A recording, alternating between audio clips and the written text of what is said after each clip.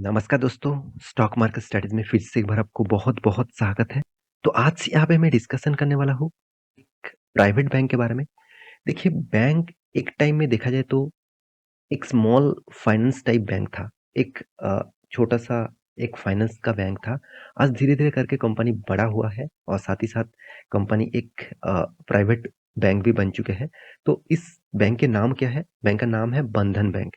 तो जिसके बारे में आज डिस्कशन करूँगा क्योंकि बैंक बंधन बैंक का पिछले दिनों में क्वार्टर का रिजल्ट भी आ गया था।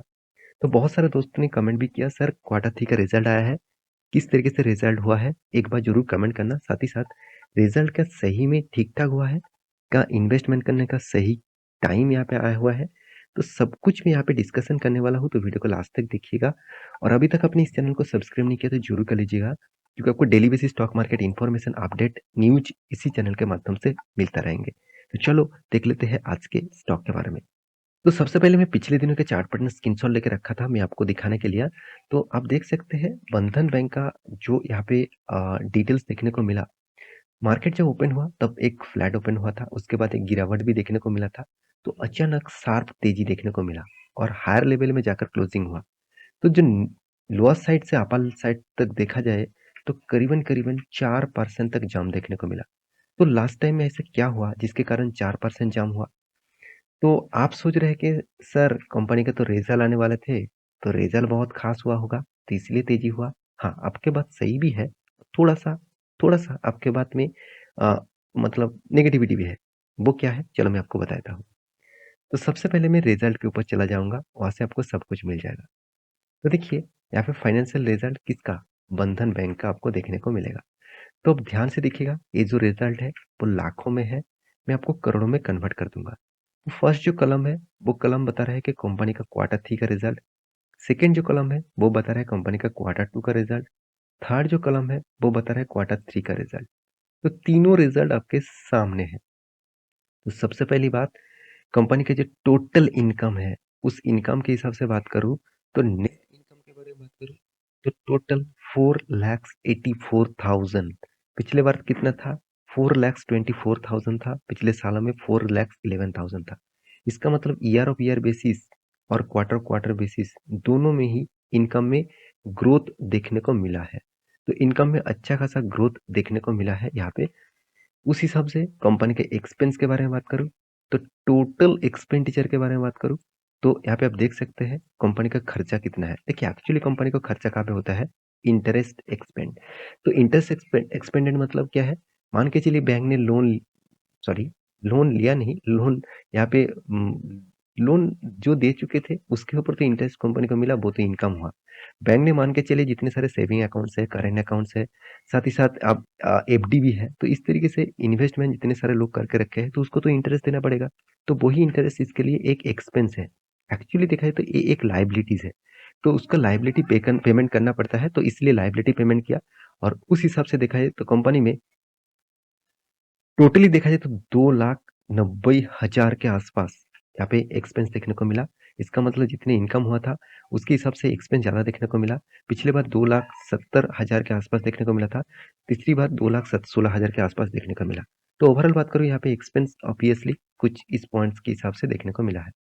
तो कंपनी के देखिए प्रॉफिट एंड लॉस मतलब नेट प्रॉफिट, तो नेट प्रॉफिट किस तरीके से देखने को मिला? देखिए एक्सपेंस को अवॉइड करके साथ ही साथ टैक्सेस को देने के बाद कंपनी का जो नेट प्रॉफिट हुआ वो करीबन-करीबन 29,000। इसका मतलब कितना हुआ? तो 290 करोड़ के आसपास। 290 करोड़ के आसपास कंपनी का प्रॉफिट हुआ, जो पिछले बार कितना था? 209 करोड़ के आसपास। और पिछले साल में कितना था? 800, मतलब कितने ज़्यादा 800 करीबन करीबन 60 करोड़ के आसपास। तो सोचिए कितने बड़ा मोमेंटम यहाँ पे देखने को मिला, कितने बड़ा।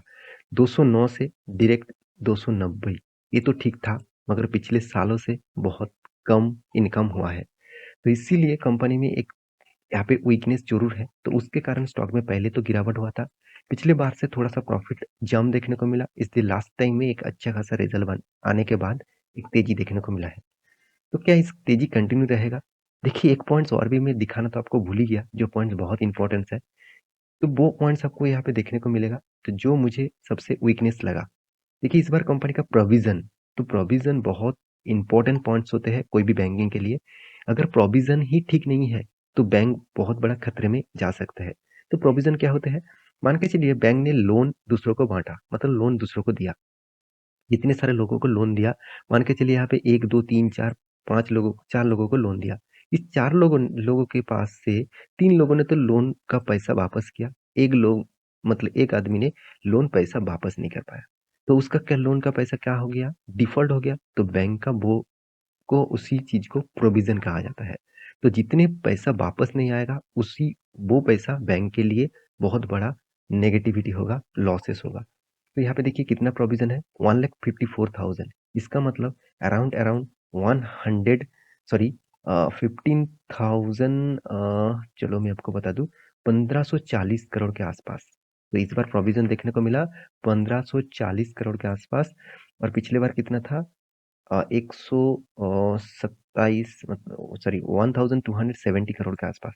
चलो पिछले बार कितना था? पिछले साल में था करीबन-करीबन 805 करोड़ के आसपास। तो इसका मतलब पिछले सालों से प्रॉफिट भी कम हुआ, प्रोविज़न भी ज़्यादा हुआ। तो इस दोनों कारण के हिसाब से कंपनी के अराउंड अराउंड 66% सेल डाउन देखने को मिला।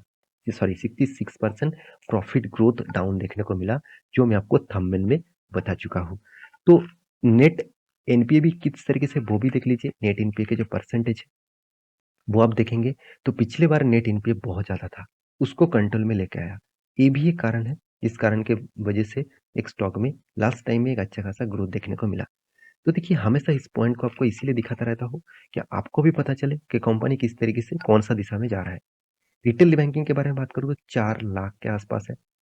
तो पिछले बार कितना था 3,40,000 के आसपास, पिछले साल में था 3,60,000 के आसपास। इसका मतलब रिटेल बैंकिंग में कंपनी के हाथ में जो पैसा आते हैं वो भी अच्छा खासा आया। देखिए मैं आपको बहुत बार बोल चुका हूँ, कासा रेशियो आपको देखना है हमेशा। कासा रेशियो क्या होते हैं?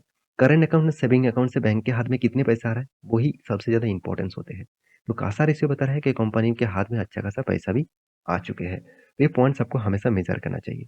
तो ये बेस्ट पॉइंट है आपको मेजर करने के लिए। तो मैं ज़रूर कहूँगा अच्छा खासा यहाँ पे पॉजिटिविटी देखने को मिला। तो क्या अभी इस बैंक के ऊपर निवेश करना चाहिए? तो मैं डायरेक्ट कंपनी के बारे में कुछ बात करूँ, तो आप एक चीज़ ज़रूर देखना, इस बैंक का मार्केट कैप उतना ज़्यादा नहीं है, फिर भी इस कंपनी का डेप्थ देखिए 6.5% के आसपास है।